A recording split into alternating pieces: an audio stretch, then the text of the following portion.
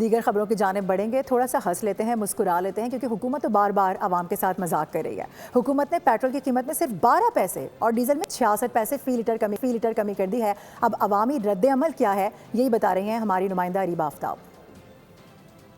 बिल्कुल के नाम पर आखिर अवाम को हुकूमत की जानिब से मिला क्या? 12 पैसे। जी बिल्कुल, वफाकी हुकूमत की जानिब से अब पेट्रोलियम मसनूआत की कीमतों में जो है वो 12 पैसे जो है वो रिलीफ दिया गया है, जिसके बाद अब पेट्रोल की नई कीमत जो है वो 336। ज़्यादा से ज़्यादा जो है ना कमी करें। घरेलू बजट आपका किस तरह से मुतासिर हो रहा है?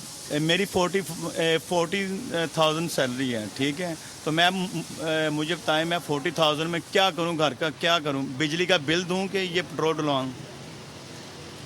ये जी बिल्कुल, जैसा कि आपने जाना कि शहरियों की दुहाई है और यही मुतालबा करे हुकूमत से कि खुदारा पेट्रोलियम मसनूआत की कीमतों में जो है वो हकीकी कमी की जाए। सिर्फ ऐलानात तक जो है वो ये फैसला जो है वो ऐलानात तक महदूद ना रहा जाए। जी सब्सक्राइब करें और बेल दबाएं ताकि कोई खबर रह न जाए।